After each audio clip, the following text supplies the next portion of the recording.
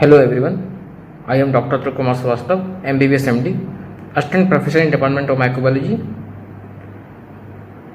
और आज आपको बताकर बड़ी खुशी हो रही है कि जो इस बार जून में जो एम्स का एग्ज़ाम हुआ है उसमें माइक्रोबायोलॉजी से लगभग 21 क्वेश्चंस आए हैं और इन 21 क्वेश्चंस में से कम 8 से 9 क्वेश्चन जो मैंने 34 वीडियो अपलोड किए हैं और जो 2 वीडियो अपकमिंग है उनमें से डायरेक्ट है। तो ये बात मैंने आपको स्टार्टिंग से क्लियर की है कि किसी भी एग्ज़ाम में, चाहे वो प्रोफेशनल एग्ज़ाम हो, चाहे एम्स, पीजीआई, जिपमर, चंडीगढ़, कोई भी एग्ज़ाम हो, कोई भी क्वेश्चन इसके बाहर नहीं आएगा। 90 to 95% क्वेश्चन जो है वो इससे कवर होंगे। सारे बेसिक कॉन्सेप्ट, सारे नोट्स, सारे निमोनिक्स आपको मिलेंगे। तो आपको करना केवल इतना है कि आपको हर जो टॉपिक है उसको अच्छे से याद करना है, रिवाइज करना है। क्योंकि क्या होता है इन एग्जाम्स में टॉपिक सेम होते हैं, क्वेश्चन की फ्रेमिंग चेंज हो जाती है। इसलिए मैंने एक नई सीरीज की स्टार्टिंग करी है, एम्स सीरीज में क्या है कि जो क्वेश्चन 21 क्वेश्चन आए थे उनको डेली मैं एक क्वेश्चन को एक्सप्लेन करूँगा। एक क्वेश्चन इसलिए कि एक क्वेश्चन को अपलोड करने में ही लगभग आधा घंटा लग रहा है और अगर 21 क्वेश्चन को मैं एक साथ अपलोड करूंगा तो लगभग 5 से 6 घंटे या 7 घंटे की सीरीज हो जाएगी। इसका कोई मतलब नहीं है। तो एक क्वेश्चन को लेंगे, अच्छे से उसका पोस्टमार्टम करेंगे, कौन कौन से क्वेश्चन फ्रेम हो सकते हैं, कौन कौन से क्वेश्चन नए बन सकते हैं, क्या पॉसिबिलिटी हैं, बहुत सारी चीज़ें नई ऐड करी है। तो उम्मीद है कि आपको जैसे बाकी सीरीज पसंद आई है ये भी सीरीज पसंद आएगी और एक पूरा टॉपिक कवर होगा। और ये टॉपिक जो सेकेंड ईयर में स्टूडेंट्स हैं उनको डायरेक्ट बेनिफिट मिलेगा। और इधर मैं कई दिनों से वीडियो अपलोड नहीं कर पा रहा हूँ क्योंकि पीसीआर लैब के कारण बिल्कुल भी मुझे टाइम नहीं मिल पा रहा है। आज थोड़ा सा टाइम मिला है तो मैं वीडियो को अपलोड कर रहा हूँ। और अगर आपको आज के चैनल के कंटेंट पसंद आते हैं तो आप इस चैनल को लाइक कीजिए, सब्सक्राइब करिए, इंस्टाग्राम पर फॉलो करिए। Thank you very much, see you again. माँ सरस्वती को पढ़ रहा हूँ। एम्स की सीरीज का क्वेश्चन नंबर 1 स्टार्ट करते हैं। ये जो क्वेश्चंस हैं सारी बेस्ड ऑन मेमोरी हैं। Question number 1, choose the wrong statement about Ebola virus. Option number A, belong to Filoviridae, B, nosocomial infection, C, bat में be the reservoir, D, transmitted by mosquito bite. तो आपको इस question के बारे में बताना है कौन सा स्टेटमेंट गलत है। तो correct option is transmitted by mosquito bite, means ये ऑप्शन फॉल्स है, बाकी सारे ऑप्शन ठीक हैं। अब आपको क्या कैसे करना है, आपको पहले भी बताया कि टॉपिक सेम रिपीट होता है, क्वेश्चन की फ्रेमिंग चेंज हो जाती है कि रिपीट टॉपिक फ्रॉम बायोटोरिज्म एजेंट, बहुत इंपॉर्टेंट है। इबोला वायरस को मैंने जो डीडी सीरीज है वहां पर डिस्कस किया 5A 5B, और वहां भी मैंने यही बात बोली है कि इस पर क्वेश्चन आएगा ही आएगा। तो टॉपिक रिपीट होता है अगेन एंड अगेन। और आपको टेक होम मैसेज क्या है इस क्वेश्चन का कि आपको बायोटोरिज्म एजेंट के बारे में सब कुछ पता होना चाहिए। आज का टाइम चल रहा है कोरोना टाइम, तो आपको बायोटोरिज्म एजेंट के बारे में सब पता होना चाहिए। दूसरा, पहले भी कई बार बताया है कि viral haemorrhagic fever very very important topic for all India PG, AIIMS, PGI, JIPMER. और उसमें भी जो उनका फेवरेट है Marburg virus, Machupo virus, Ebola virus, Lassa virus और येलो फीवर वायरस। तो इन वायरस के बारे में आपको एक एक पॉइंट पता होना चाहिए। देन ये आपसे पूछते हैं कि identify the sign image based question में, तो आपको पता होना चाहिए बायो हजार्ड का साइन है। तो स्टार्टिंग करते हैं बायोटोरिज्म एजेंट से। कोई भी ऐसा एजेंट जो डेथ और डिजीज ह्यूमंस में कॉज करता है उसको बायोटोरिज्म एजेंट बोलते हैं। May be modified version of normally occurring pathogen हो सकता है जो नॉर्मली अकरिंग हो वो हो, या उसका मॉडिफाइड वर्जन हो। जैसे आज के टाइम में कहा जा रहा है कि कोरोना जो वायरस है, कुछ लोग कह रहे हैं कि वुहान के सी मार्केट से निकला है, कुछ लोग कह रहे हैं कि वुहान की लैब में बनाया गया है। काफी सारी मिस्ट्री चल रही है। तो बायोटोरिज्म एजेंट को 3 कैटेगरी में डिवाइड किया गया है, कैटेगरी ए, कैटेगरी बी और सी। जो कैटेगरी ए होती है वो हाईएस्ट रिस्क वाली होती है। जो कैटेगरी बी होती है सेकंड हाईएस्ट रिस्क होती है। और सी वाली होती है जो इमर्जिंग थ्रेट्स होते हैं, उनको कैटेगरी सी में रखा गया है। तो आपको हर कैटेगरी के बारे में पता होना चाहिए, किस कैटेगरी की क्या इंपॉर्टेंस है, कौन कौन से ऑर्गेनिज्म उस कैटेगरी में बिलोंग करते हैं। किसी ना किसी एग्जाम में आपको 1 से 2 क्वेश्चन मिल ही जाएंगे। कैटेगरी ए वाले क्या होते हैं? हाईएस्ट रिस्क वाले होते हैं। कैन बी इजीली डिसएमिनेटेड और transmitted from person to person. They are result in high mortality rates. Then have potential for major public health impact. जब कोई डिजीज ऐसी है जो ज़्यादा चेंज कर रही है तो पोटेंशियल इफेक्ट होता है, हेल्थ पर होता है। Might cause public panic and social disruption cause करता है, ठीक है। और require special action for public health preparedness. ऐसे एजेंट जो इस कैटेगरी में होते हैं हाईएस्ट रिस्क वाले होते हैं। कौन कौन से एजेंट इस कैटेगरी में आते हैं? बहुत बार क्वेश्चन पूछा गया है। उसका एक सिंपल सा निमोनिक है कि मंकी, ये आप दिख रहा है मंकी, और बैट को तो कोई भूल ही नहीं सकता है इस बार कोरोना टाइम में।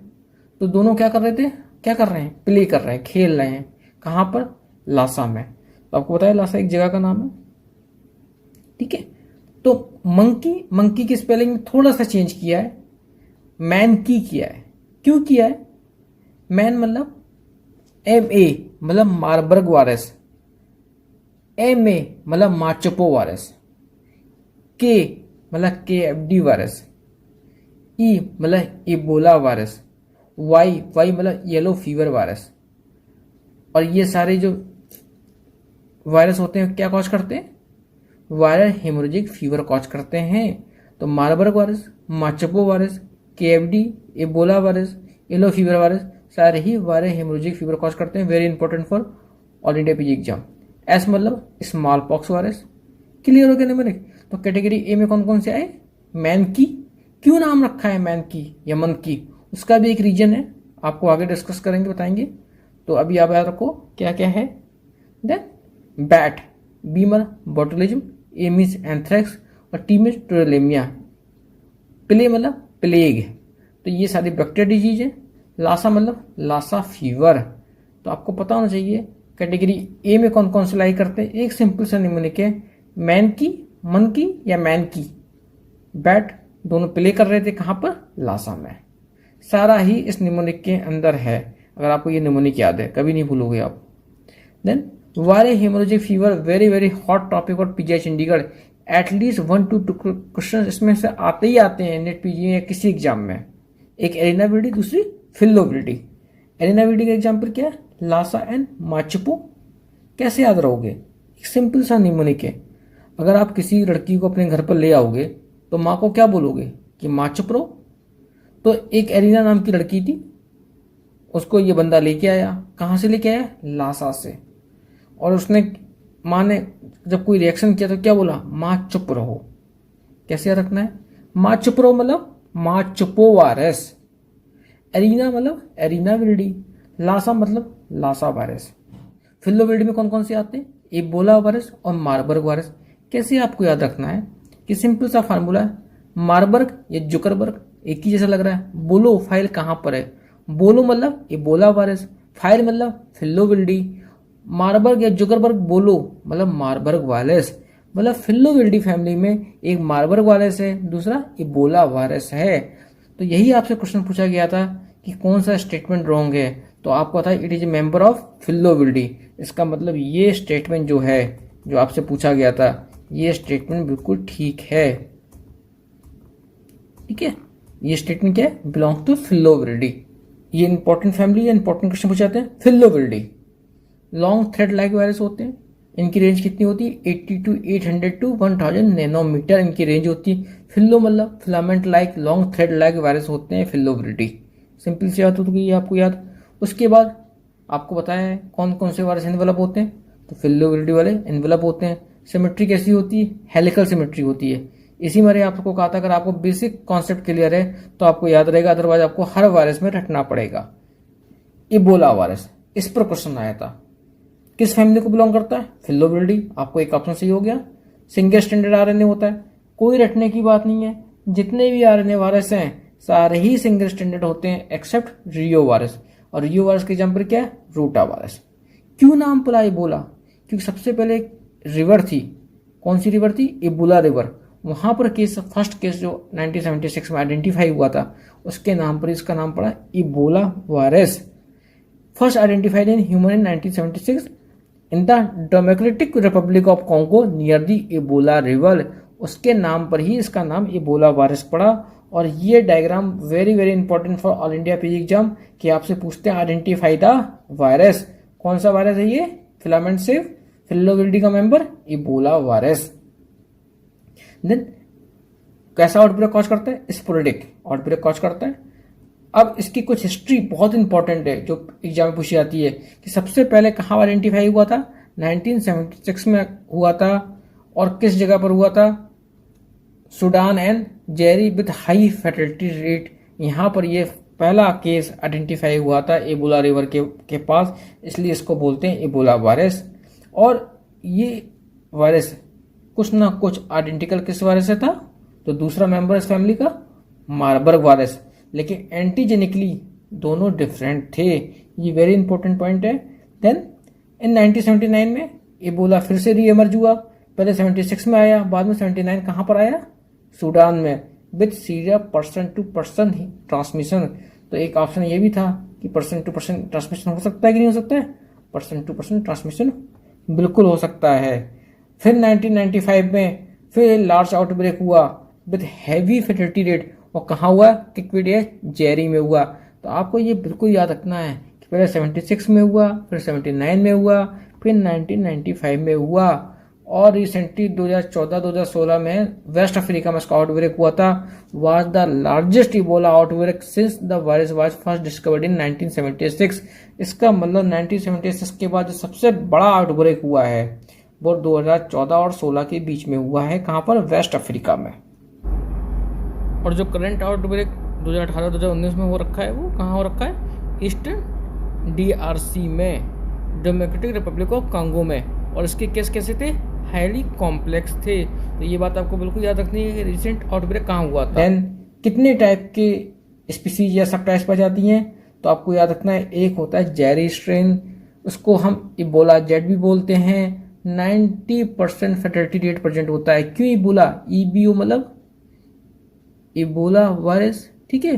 तो सिंपल बात है, इबोला स्पेलिंग सी दिया गया है, जेड मतलब Zaire strain. Then Sudan strain होता है, सूडान में प्रेजेंट पाया गया था। इबोला S 50% फर्टिलिटी रेट होता है।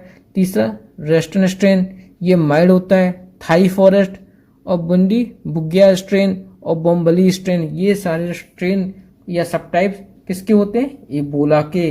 90% केस में कौन सा स्ट्रेन पाया जाता है? जेरी स्ट्रेन, EBZ स्ट्रेन भी इसको बोलते हैं। जो रेजिस्टेंट स्ट्रेन होता है, माइल्ड होता है, कहाँ से सबसे पहले आइडेंटिफाई हुआ था? क्वारंटाइड जो मंकी थे जो इंपोर्ट किए गए थे फिलीपीन से, और कहाँ रखे गए थे? वेस्टर्न वर्जीनिया USA में। वहां से नाम पर इसका नाम पड़ा वेस्टर्न स्ट्रेन। देन जो वेस्टर्न वायरस होता है, जो ये वाला स्ट्रेन होता है, नॉन ह्यूमन प्राइमेट्स में कॉमन होता है। जो करंट आउटब्रेक चल रहा है 2018-19 का, या जो 2014 से 16 में हुआ था, उसमें कौन सी स्पीसीज इबोला की थी? Jerry Ebola virus species. कभी भी ये क्वेश्चन आपसे पूछा जा सकता है ऑल इंडिया पीजी में। Very very important point for all India PG. Ebola virus disease को, जिसको हम पहले इबोला हेमोरेजिक फीवर बोलते थे, अब हम क्या बोलने लगे? EVD, Ebola virus disease is rare but severe often fatal illness in humans. Very important point. Transmission कैसा होता है? ट्रांसमिटेड होता है to people from wild animals. और दूसरा ट्रांसमिशन कैसे होता है? Human to human transmission. Very very important point, human to human transmission होता है। तो एक ऑप्शन था, they can cause nosocomial infection, या they can cause nosocomial infection. फिर केस फर्टिलिटी रेट कितनी है? अराउंड 50% है, वेरी करती है 25% टू 90%, डिफरेंट के स्ट्रेन में। अगला जो क्वेश्चन ऑप्शन था कि इसका जो बैट है रिजर्वायर है, हाँ, जो नेचुरल होस्ट रिजर्वायर कौन है? Fruit bat. और सबसे इंपॉर्टेंट बात, उसकी फैमिली पेट्रोपोडिडी, ये आपको फैमिली याद रखनी है, फ्रूट बैट की फैमिली। और contact with pigs, non human primates. Non human primates में कौन सा थे? Monkey. Then Ebola is introduce into the human population through कैसे, कि आप ऐसे बंदे के क्लोज कांटेक्ट में आ रहे हैं, उसके ब्लड से, उसके सिक्रीशन से, उसके ऑर्गन से, कोई और बॉडी फ्लूइड है, या ऐसे इन्फेक्टेड एनिमल से जैसे fruit bat, chimpanzee, gorilla, monkey, forest antelope. और यही क्वेश्चन पूछा गया था कि ह्यूमन टू ह्यूमन ट्रांसमिशन हो सकता है। ह्यूमन टू ह्यूमन ट्रांसमिशन हो सकता है, बिल्कुल हो सकता है, ये बात आपको बिल्कुल याद रखनी है। देन कौन कौन से ऐसे ऑब्जेक्ट्स है जिनसे हो सकता है, पहले बता चुके हैं। कोई भी बॉडी फ्लूइड हो, ब्लड हो, फिशेस हो, वोमिटिंग हो, और ऐसा पर्सन जो सिक हो या जो जिसकी डेथ हुई हो किससे, इबोला से, जो इतना खतरनाक वायरस है ये। तो human to human transmission by direct contact with body fluid और blood borne. Not easily transmitted through, किससे नहीं हो सकता है, एयरबर्न रूट से नहीं हो सकता है, इंजेक्शन से, तो ये नहीं हो सकता है, ये नहीं हो सकता है। आपको बिल्कुल याद रखना है कि किससे हो सकता है और किससे नहीं हो सकता है। Health care workers and close contacts को बहुत इंपॉर्टेंट है मॉनिटरिंग करना, इसलिए ये नोजोकोमियल इन्फेक्शन भी कॉज करते हैं। तो आपको सारे ऑप्शन बता रहे हैं, एक एक करके पोस्टमार्टम कर रहे हैं। और ये क्वेश्चन आने वाले एग्जाम में कभी भी पूछा जाएगा। जो प्रेग्नेंट वुमेन होती हैं वो get acute Ebola and recover from the disease may still carry the virus in breast milk और in pregnancy related fluid and tissue. मतलब ऐसी लेडीज जो प्रेग्नेंट होती हैं एक्यूट इबोला से वो रिकवर तो हो जाती हैं, लेकिन फिर भी वायरस इनके ब्रेस्ट मिल्क में या जो अदर फ्रूट्स में रह सकता है। तो ये बहुत इंपॉर्टेंट बात है। और ऐसे बेबी में ये वायरस ट्रांसमिट भी हो सकता है। तो women who become pregnant after surviving Ebola disease are not at risk. मतलब कहने के मतलब है कि जब कोई लेडी प्रेग्नेंट थी उस समय इबोला का अटैक हुआ तो बिल्कुल आपको चेक करना चाहिए कि उसके बेबी में वो ट्रांसमिट हुआ कि नहीं हुआ, वो हो सकता है। लेकिन ऐसी लेडीज जो become pregnant after the surviving Ebola disease होने के बाद प्रेग्नेंट हुई, उसमें कोई भी रिस्क नहीं होता है। ये दोनों में थोड़ा सा डिफरेंस याद रखना है। If a breast feeding woman who is recovering from the Ebola disease to continue breast feeding, simple सी बात है, अगर कोई लेडी है ब्रेस्ट फीडिंग है उसको इबोला हुआ है तो वो कर सकती है, कंटिन्यू कर सकती है। हर breast milk needs to be tested for Ebola, लेकिन स्टार्ट करने से पहले उसको उसका ब्रेस्ट मिल्क चेक होना चाहिए। किसके लिए, कि इबोला वायरस का इन्फेक्शन तो नहीं हो रखा है। वायलेंस फैक्टर क्या होता है कि एंडोथेलियल सेल को ये अटैक करती हैं। पैथोजेनेसिस पर क्वेश्चन आ सकता है कि ये सप्रेशन कर देती हैं इम्यून सिस्टम का, इम्यून रिस्पॉन्स को मॉड्यूलेट कर देती हैं, वेरी इंपॉर्टेंट पॉइंट। और सीवियर डिस्टर्बेंस हो जाता है किसमें, क्लॉटिंग सिस्टम में, और मल्टी ऑर्गन फेलियर हो जाता है। तो सिंपल है, तो वायरल हेमोरेजिक फीवर होगा। जैसे जैसे सीवियरिटी बढ़ जाएगी वैसे वैसे क्या होगा, मल्टी ऑर्गन फेलियर होगा। बाइफेजिक सिंड्रोम होता है। और इंक्यूबेशन पीरियड कितना होता है, इसमें जो इंक्यूबेशन पीरियड होता है 2 to 21 डेज होता है। तो a person infected with Ebola can not spread the disease until they develop symptom. कहने का मतलब है जब तक उस बंदे को सिम्टम नहीं हो जाएंगे तब तक वो इबोला को ट्रांसमिट नहीं कर सकता है। आपको इंक्यूबेशन पीरियड रखना है 2 to 21 डेज।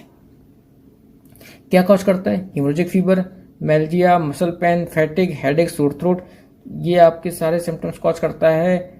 और वोमिटिंग, डायरिया, रैशेस भी हो सकता है। इम्पेयर्ड लिवर और किडनी फंक्शन भी हो सकता है। और अगर सीवियर डिजीज हो रही है तो क्या होगा, haemorrhagic symptom, multi organ failure होगा। ये लेबोरेटरी फाइंडिंग क्या है, लो WBC ऑपरेटेड काउंट मिलेंगे, लिवर एंजाइम एलिवेटेड मिलेंगे।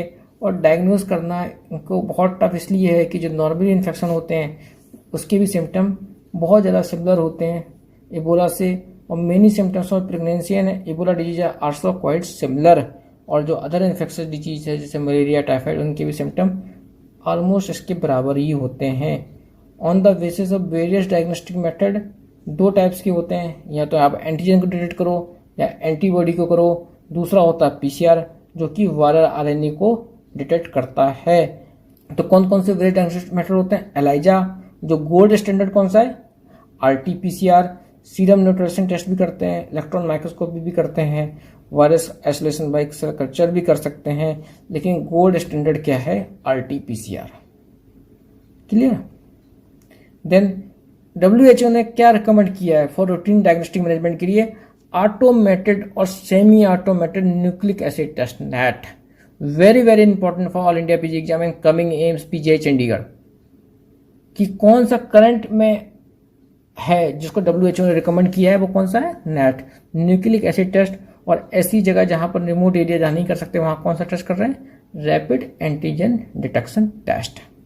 तो वेरी वेरी इंपॉर्टेंट पॉइंट कि ऐसे ऐसे बंदे जो इबोला से सर्वाइव हो सके हैं उनको अपने जो पार्टनर हैं उनसे सेक्सुअल एक्टिविटी अवॉइड करनी चाहिए जब तक उनका सीमन सैंपल 2 बार नेगेटिव ना आ जाए। Very important point. और male Ebola survivor should be offer semen testing at 3 month after the onset of disease, कि ऐसे बंदों का सीमन टेस्ट कराते हैं और एटलीस्ट 1 वीक के डिफरेंस में 2 बार नेगेटिव आना चाहिए। ट्रीटमेंट क्या है, अर्ली सपोर्टेड ट्रीटमेंट है, रेडिएशन थेरेपी है, और जिससे कि सर्वाइवल के रेट बढ़ जाते हैं। कोई भी लाइसेंस ट्रीटमेंट इसका प्रूव नहीं हुआ है to normalise the birth, but a range of blood immunological and drug therapy are under development. तो उसका कोई भी अप्रूव्ड ट्रीटमेंट नहीं है, ठीक है। और सबसे इंपॉर्टेंट बात जिस पर क्वेश्चन कई सारे बन सकते हैं कि वैक्सीन पर, कि वैक्सीन जो इसकी है अंडर डेवलपमेंट है और बहुत सारी वैक्सीन इसलिए डेवलप की गई है to control outbreak in Guinea and Democratic Republic of Congo में, DRC, इसको DRC कॉर्ट शॉर्ट में कहते हैं, डेमोक्रेटिक रिपब्लिक ऑफ कॉन्गो में। और कई सारे एक्सपेरिमेंटल वैक्सीन है और जो मेजर ट्रायल जिसको अप्रूव किया है FDA ने वो क्या है, उसका नाम RVSB-ZEBOV। मतलब क्या मतलब है, जेड मतलब कौन सा स्ट्रेन है, जेरी स्ट्रेन, EBO मतलब इबोला वायरस, और RVSB आपको बिल्कुल याद रखना है इस स्ट्रेन का नाम, ये वैक्सीन। तो इस वैक्सीन का नाम ये है और इस वैक्सीन को जो हम कहते हैं ट्रेड नेम उसको कहते हैं ERVEVO। मतलब क्या है, सिंपल सी बात है, ये किस स्ट्रेन के लिए यूज करते हैं, जेरी स्ट्रेन के लिए यूज होते हैं। और ये जो कहाँ वैक्सीन करंटली में यूज करी गई थी, जो आउटब्रेक हुआ था डेमोक्रेटिक रिपब्लिक इन कांगो 2018-2019 में। तो आपसे पूछा सकता है कि वैक्सीन तो अंडर ट्रायल है लेकिन फिर भी किस वैक्सीन का यूज कर रहे हैं, उसका क्या नाम है और किस स्ट्रेन के लिए यूजफुल है, जेरी स्ट्रेन के लिए यूजफुल है। सिंगल डोज वैक्सीन होती है, यही बता रहे ना, protective against only the Jerry Ebola virus. जो अदर सिक्स टाइप हैं उन पर ये इफेक्ट नहीं करती है, केवल जेरी स्ट्रेन पर करती है। This is the first FDA approve of vaccine for Ebola, very important point. Then another investigation vaccine develop करी 2019 में। ये 2 डिफरेंट वैक्सीन कंपोनेंट का कॉम्बिनेशन होता है, एक होता है AD26 जेड इबोला वायरस, दूसरा होता है MVA-BN फिल्लो। ये आपको याद रखना है, 2 डिफरेंट वैक्सीन का कॉम्बिनेशन कंपोनेंट का कॉम्बिनेशन होता है और इसमें 2 डोज देते हैं। इनिशियल डोज फॉलोड बाई ये second booster dose 56 day letter. तो आपको ये पूरा स्टेटमेंट याद रखना है कि 2 डोज देते हैं, दूसरी डोज जो आपको बूस्टर डोज है 56 डे के बाद देते हैं। और ये भी किसके लिए प्रोटेक्शन का देती है, केवल जेरी स्ट्रेन के लिए। Clear. Then prevention and control कैसे करेंगे कि वाइल्ड लाइफ जो है उनको reducing the risk of wildlife to human transmission, और ह्यूमन टू ह्यूमन ट्रांसमिशन बचाना है, वाइल्ड लाइफ से ह्यूमन का ट्रांसमिशन बचाना है। और अगर आपको अच्छे से इबोला के बारे में देखना है तो अमेजोन पर या नेटफ्लिक्स पर एक मूवी है 93 डेज, अगर आप उसको देख लोगे तो इबोला के सारे कॉन्सेप्ट हो जाएंगे। ऐसा नहीं है मुझे अमेजोन ने कोई स्पॉन्सर किया है तब आपको मैं ये बात कह रहा हूँ, मैं आपको नॉर्मली बात बता रहा हूँ कि एक बहुत अच्छी मूवी है जो रियल फैक्ट्स पर बनी है और पूरा उसमें दिखाया गया है डेमोक्रेटिक रिपब्लिक ऑफ कॉन्गो का कैसे वो डिजीज फैली, क्या है, आप देख सकते हो। तो कैटेगरी में भी क्या, कैटेगरी में आपको बता दिया मंकी और बैट प्ले कर रहे थे लास्ट में, सेकेंड प्रायोरिटी ग्रुप होते हैं, इसके आपको मेंबर याद रखने हैं और सारा लिंक मैंने दे दिया है बर्ड रिव्यू में, उसमें अच्छे से डिस्कस किया, आप जाकर देख सकते हो।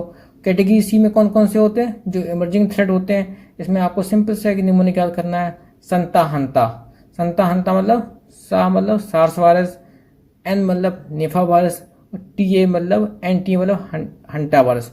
तो आपको याद हो जाएगा, संता मतलब हंटा वायरस, दूसरा निफा वायरस और तीसरा सार्स वायरस। किसी ना किसी एग्जाम में, एवरी कमिंग एग्जाम में आपको सार्स वायरस के बारे में, निफा वायरस के बारे में, हंटा वायरस के बारे में पूछा ही पूछा जाएगा। फिलोविरिडी फैमिली को बिलोंग करता है, यस करता है। आपको पता है। और दूसरा मेंबर कौन सा था, मार्बर वॉलिस। नोज़ोकोबा इन्फेक्शन कॉज करता है। बैट में भी रिजर्व है, यस फ्रूट बैट है, उसकी फैमिली याद रखनी है। नॉन प्राइमेट्स भी हो सकते हैं। They are transmitted by mosquito bite, wrong statement. अब आपको पूरा क्लियर हो गया बुरा वायरस के बारे में, क्या उसकी वैक्सीन है, कैसे वो फैल सकता है, कितने टाइप के स्ट्रेन होते हैं, इसका नाम एबोला क्यों पड़ा, कब कब इसकी हिस्ट्री बहुत इंपॉर्टेंट है। 1976 में हुई, 79 में हुई, फिर 95 में हुई, फिर 2014-16 में हुई, और करंट कहाँ हुई 2018-19 में DRC में। उसमें कौन सी वैक्सीन यूज़ कर रहे थे, उसकी शेड्यूल क्या था, किस स्ट्रेन के लिए इफेक्टिव है, सारी बहुत इंपॉर्टेंट बात है। और अगर आपको आज की सीरीज के कंटेंट पसंद आते हैं तो आप इस चैनल को लाइक कीजिए, सब्सक्राइब करिए, इंस्टाग्राम पर फॉलो करिए। सेकंड क्वेश्चन आने वाले दिनों में मैं अपलोड करूँगा। Thank you very much, see you again.